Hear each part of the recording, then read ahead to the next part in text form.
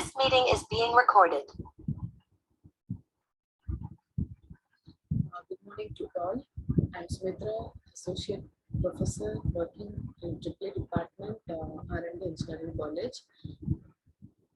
In my previous video, I have explained you what are the different consequences, that is environmental consequences of using fossil fuels, and what is the necessity for going for the renewable energy.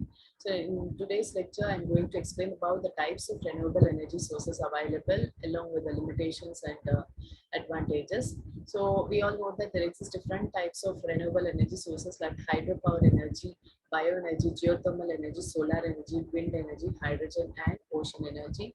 So let me explain about each and every energy in detail.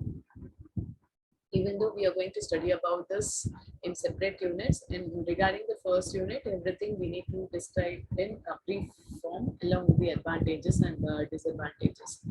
So coming to the hydropower,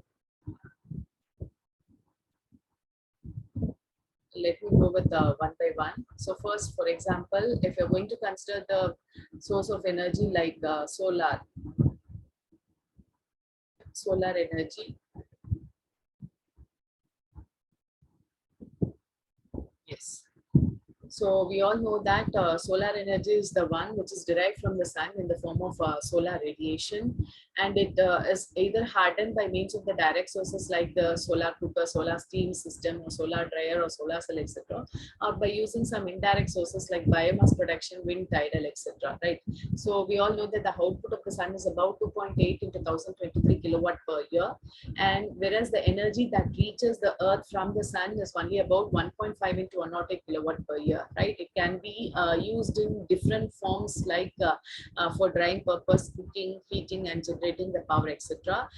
Nowadays, the energy produced, energy production by converting the solar energy into the electrical energy is of main important, because it seems to be a limitless, almost limitless source of energy, and it is also freely available in nature, and it doesn't produce any pollution at all, and these are all the things which are getting related with the solar energy. So first of all, the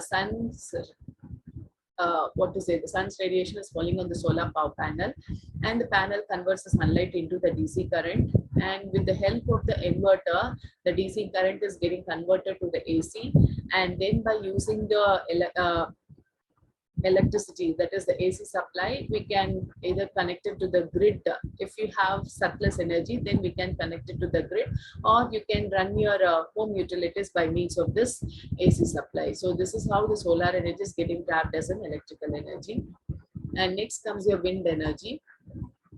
So we all know that the wind is induced in the atmosphere by means of uneven heating on the Earth's surface by the sun. So blindly we can't say that wind energy means this is only because of the movement of the air, and almost all renewable energy sources except the biomass and all utilizes sun source as one of the major source for coming out with the electricity. So even in case of this wind energy also, origin of the wind is coming only from the sun, because of the sun heating nature, that is the heating of the earth's surface by the sun is acting as a major source for producing the wind energy, and that wind energy in turn used to run a windmill, so which in turn will drive a generator coupled with a turbine to produce electric power, and that is used to run the water pumps or whatever may be the form of energy we need in order to connect it to the requirement. Okay, so again here this is the wind turbine.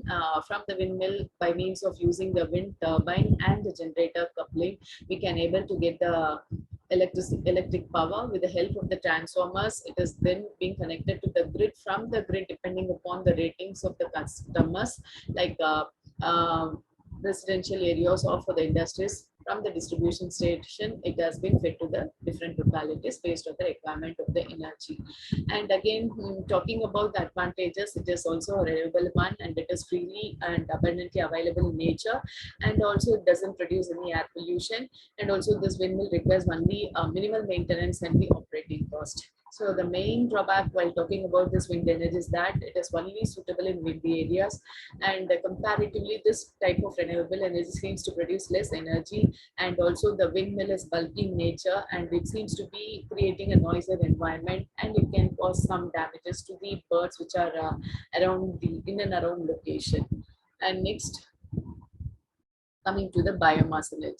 So the biomass energy is arising from many sources like the sewage, waste from the municipal, and then agricultural residues, animal residues, industrial residues, everything. All these are going to act as a biomass sources, and that in general, it can say that the organic material made from the plants and animals is having the existing capacity of over 7,000 megawatts, right? So this biomass as a fuel consists of many organic matter.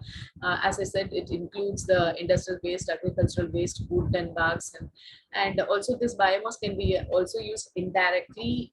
It produces methane gas as it decays or through a modern process. With the help of the gasification process, we can come out with such a gases, and these gas can produce, methane gas can produce power by burning it in a boiler to create a steam, and that steam in turn used to drive a steam turbine, and that steam turbine when coupled with the generator, finally it feeds the electric power which can be used to uh, supply the requirement for even a household purpose, or if we have enough surplus energy, then we can connect it to the grid also. And coming to the advantages, again it's a clean and renewable energy source, and it reduces the soil and water pollution, and it is cleaner than burning an oil, and it is also abundant in nature. So then talking about geothermal. Geothermal is the energy which can be derived by tapping the heat of the earth itself, right from the volcanoes and or from the geysers or hot springs, etc.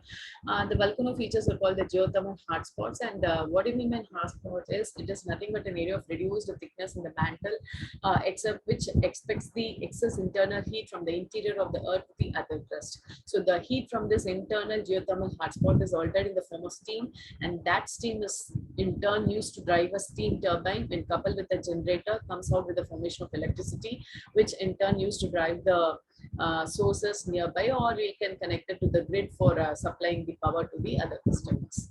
This is how the geothermal energy is getting used. And then again, coming to the advantages and disadvantages, it is reliable in the sustainable form, and it is an eco-friendly one, and it has a good potential to meet the power requirement. And coming to the drawbacks, we need to pay a lot regarding the initial investment, and then emission of the greenhouse greenhouse gases is also happening during the extraction of the heat from the ground.